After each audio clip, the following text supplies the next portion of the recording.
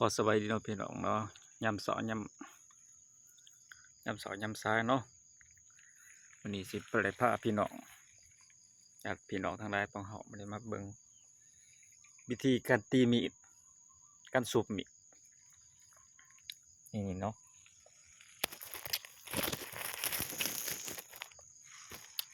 วิธีการตีมีดสูบมีดเลยพี่น้องเมื่อเฮาได้มีดมาแล้วเฮาตีมีดมาแล้วเฮาก็เอามาโอบการตีมีดมันมีหลายวิธีการสูบมีดก็มีหลายวิธีมี108,000ประการ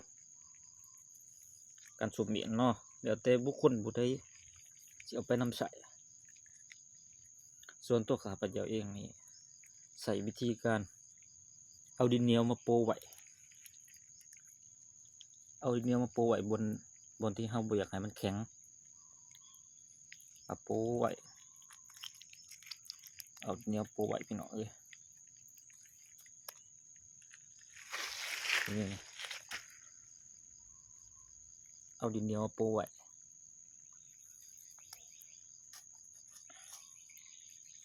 บางคนว่าโปะไว้เพื่อหยังเพื่อไว้มันมีความร้อนมันเกิดความร้อนบนที่เฮาบ่อยากให้มันแข็งโปะไว้พี่น้องเอ้ยเอาขี้ดินดากมาโปะไว้เป็นแนวนี้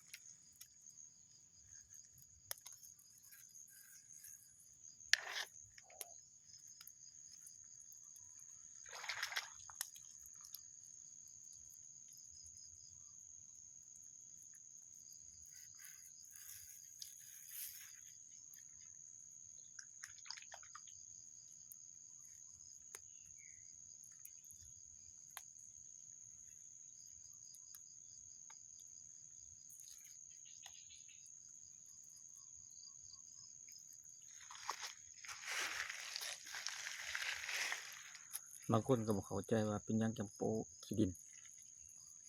โปะเพื่อบ่ให้มันเกิดความร้อนบนนี้ให้มันร้อนแต่บนนี้เมื่อเฮาไปเผาไผ่มันจะเกิดความร้อนอยู่บนนี้หลายกว่าหมู่เวลาเฮาไปจุ่มน้ำลงแล้วมันนี่วันนี้มันสิแข็งมันบ่แตกมันบ่บินแล้วก็มันบ่หักบนนี่บนที่เฮาบ่ต้องการบ่ให้มันหักบนนี้แข็งบนนี้อ่อนเวลาเฮาไปฟันใหม่มันก็สิบ่หักครึ่งพี่น้องคันเฮาบ่โปะก็ได้คือกันแต่ว่ากรณีนี้เฮาโปะเพื่อความสะดวกสบาย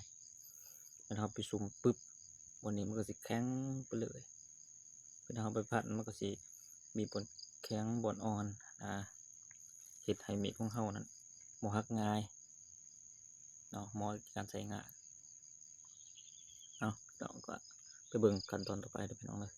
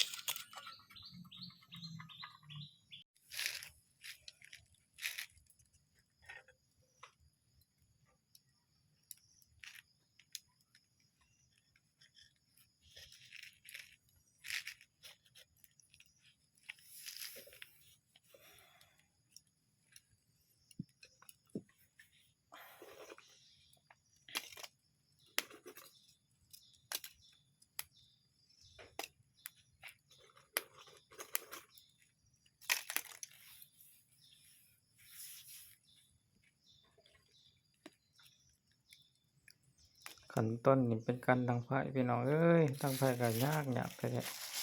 ฝนตกครับพื้นดังไฟมันบ่ค่อยตกตอนช่วงฝนตก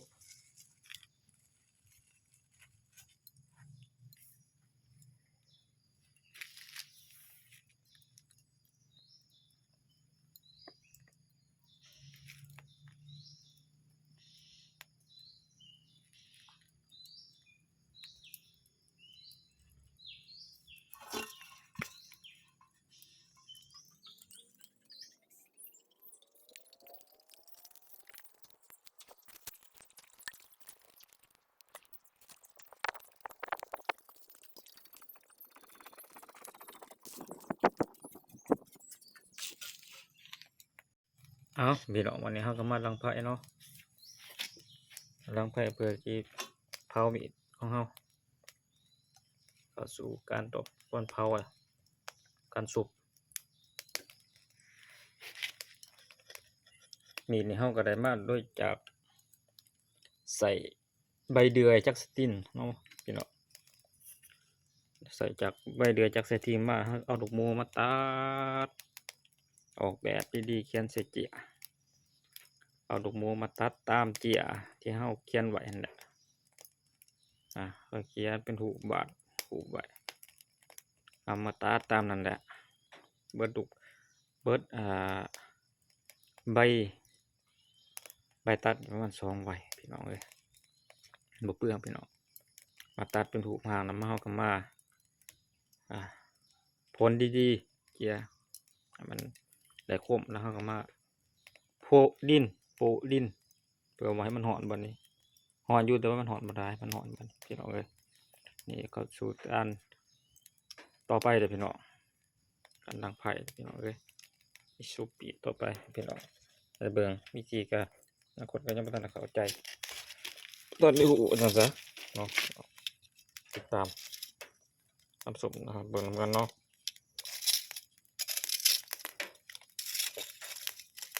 ส่วนตัวข้าพเจ้าเองก็บ่ได้มีลมมีอิหยังมาเป่าอะไรพี่น้องเอาแบบธรรมชาติเลยแหละธรรมชาติเลย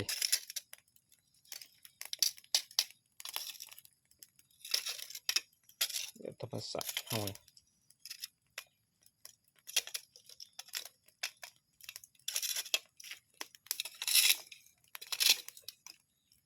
พาวีมาบี้เอาพี่น้องเลย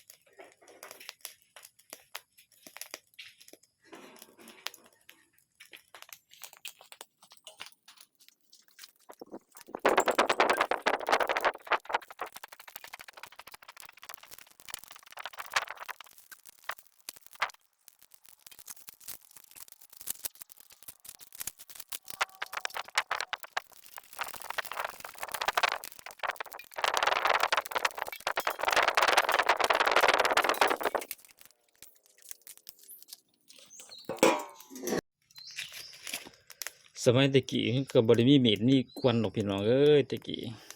สมัยโบราณก็ได้ใส่หินใส่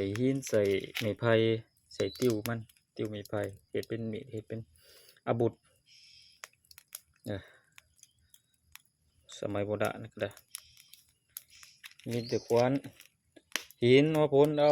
เฮ็ดเป็นควันเฮ็ดเป็นมีดบางคนเขาก็ใส่ติ้วไม้ไผ่เฮ็ดเป็นมีดเฮ็ดในการทำอาหารในการซอยเนื้อซอยสีต่าง ก็ไปเค็มกระดูกสัตว์กระดูกกลางปลาเฮ็ดเป็นเค็มเป็นหยังติมาต่อมามนุษย์ของเฮานี่ฮู้วิธีการใส่ชีวิตมากขึ้นก็เลยหันมาใส่เป็นเด็กเป็นเด็กเป็นหยังขึ้นมามีความคมขึ้นมากว่าเก่าก็เลยหันพันเปลี่ยนมาไปเรื่อยๆรัดแปลงมาเรื่อยๆก็เลยมาเป็นมีดปัจจุบันของเฮานี่มาการสูบพี่น้องสังเกตเบิ่งว่าแก้วนะมีทางเผาดีๆเฮาไปจุ่มน้ำจุ่มน้ำมันสิมีความแตกขึ้นมาบ่ได้พี่น้องเพราะว่ามันแข็งมันมีความแข็งมากๆมันก็ได้แตกอันนี้คือกันนะพี่น้องบนใดที่มันแข็งมากๆมันมักสิแตกนี่เป็นยังมาเฮาคือจังโป้ไว้คำมันแข็งเบิดล่ำนี่มีดมันแข็งเบิดล่ำนี่เวลาไปพันมันก็สิแตกหักเครื่องนะวันนี้เขาเป็นยังก็จะบ่อยากให้มันหักเครื่องเขาก็เอามาโป้ไว้ผมบ่อยากให้มันหักมันอ่อนมีบนอ่อนบนแข็งมีดมันก็สิบ่หักทำมันแข็งเฉพาะทางหน้าเวลาเขาไปพันมันจะบ่เขียวบองมันจังบ่เบี้ยวให้มันอ่อนทางดังหั่นนะพี่น้องความหมายที่ว่าในการสูบมีดเขาลิสิได้สังเกตว่ามีดแต่ละอันที่เขาใส่บางทีมันก็เขียวบองบางทีมันก็บิดเบี้ยวนะเนื่องจากมาจากทางหน้ามันบกแข็งมันตกแข็งคือเกี่ยวเฮานะพี่น้องมันจังสิบ่เบี้ยวมันจังสิบ่นะหมายความจังสิคมมันสิกะ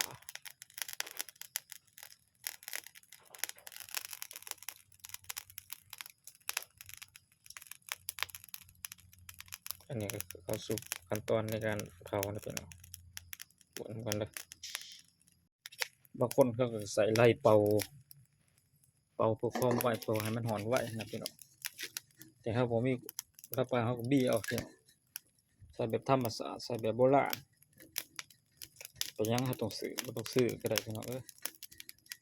เป็นสิ่งตัวอย่างเขาบ่ต้องซื้อเฮ็ดเองทำเองคิดค้นไอเดียมาเรื่อยอย่าไปตามโลกไปตามสังคมเขาหลายพี่น้องมันจะเป็นทุกข์เขาเองเห็นเขาจะได้เฮ็ดนับเขาอีกซื้อน้ำเขานะอย่าไปดิ้นรนตามสมัยเพิ่นได้อันใดที่เฮาปรับเปลี่ยนใส่เฮาก็ใส่โดยหัวคิดของเฮานั่นแหละพี่น้องสมัยโบราณเพิ่นก็ยังอยู่ได้จังเด้เดี๋ยวโบราณเพิ่นยังใส่ชีวิตเพิ่นยังอยู่ได้เดือดร้อนยังใส่ได้ซื้อได้มันก็เบิดเงินได้เบิดค่าใช้จ่ายสมัยโบราณเพิ่นเด้เพิ่นก็ยังอยู่ได้เนาะใช้จ่ายหลายส่ำใดมีแต่อยู่แบบธรรมชาติปรับเปลี่ยนแก้ไขเอาตามหาใส่ตามที่เฮามีนั่นแหละวัตถุเครื่องของเฮาแต่ละอย่างเฮาต้องหาใส่ผิดพลาดพันเปลี่ยนมาใส่ประยุกต์ใส่นะพี่น้องถ้าบ่มีพัดลมมันก็วี่เอาในมือเฮานี่แหละตะกี้ก็เป่าเอ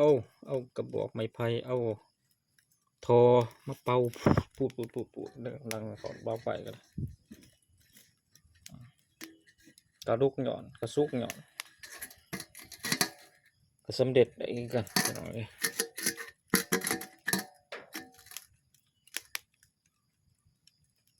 ต้องใจเย็น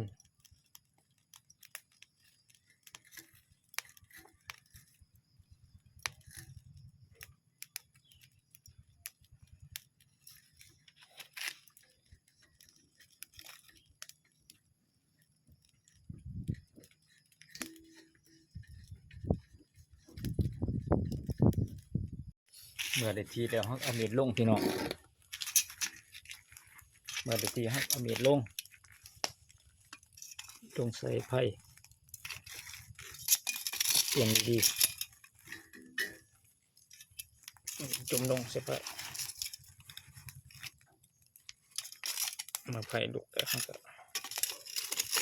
ลงไป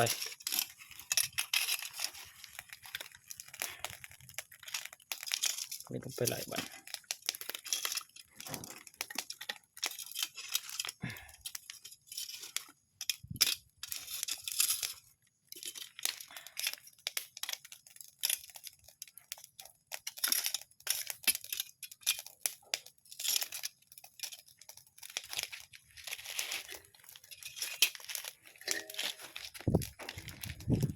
จะหาผู้วี่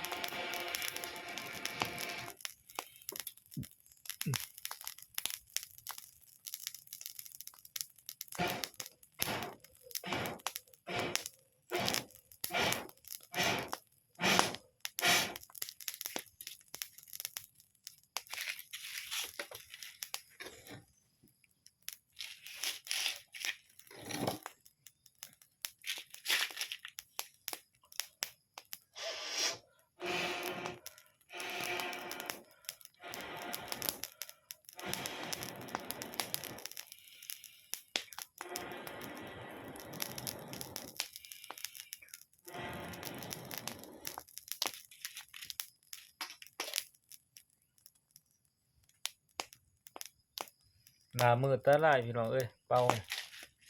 โอ้โห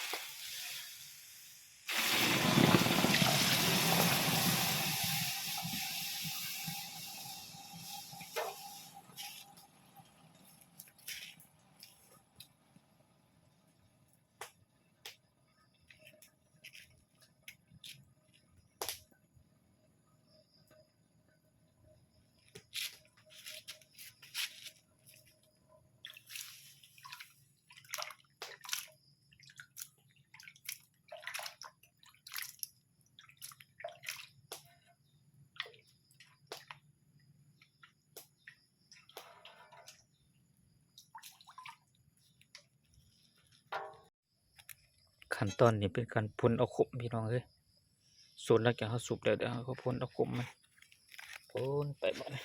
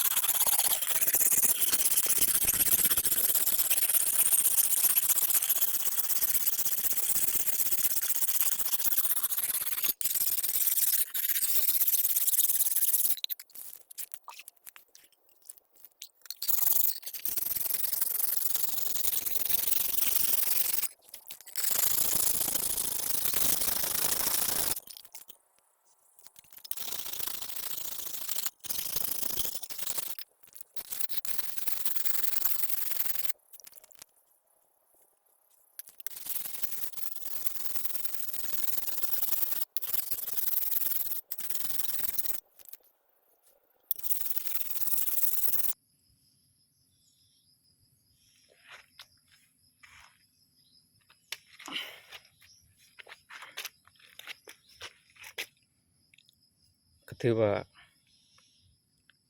เสร็จสมบูรณ์แล้วพี่น้องเอ้ยในการสุกมีดมันก็อยากแตกพี่น้องเอ้ยแต่ว่าแตกแบบนี้หั่นบ่ได้หักง่ายเด้พี่น้องเพราะว่าวันนี้มันแข็งวันนี้มันอ่อนบ่หักพี่น้องแตกอยู่แต่ว่ามันบ่หักง่ายมันแตกเฉพาะที่มันแข็งมากๆวันนี้มันแข็งมากๆมันก็เลยแตกแต่บนทางดังนี่มันบ่แข็งมันอ่อนพี่น้องนี่เฮาจะเช็กแนวใดตรวจสอบแนวใดว่ามีดของเฮาสุกได้สมบูรณ์เฮาเอามีดหรือว่าตะปูมาขีดบนนี้มันสิแข็งขีดบนนี้มันสิอ่อนมันเป็นห้อยพี่น้องหันถือว่ามีดของเฮาสุกสมบูรณ์แบบพี่น้องเอ้ยนี่วิธีเช็กก็ขอจบคลิปไว้ซะเป็นพี่น้องเด้อติดตามรับชมกดไลค์กดแชร์ให้เด้อพี่น้องเด้อ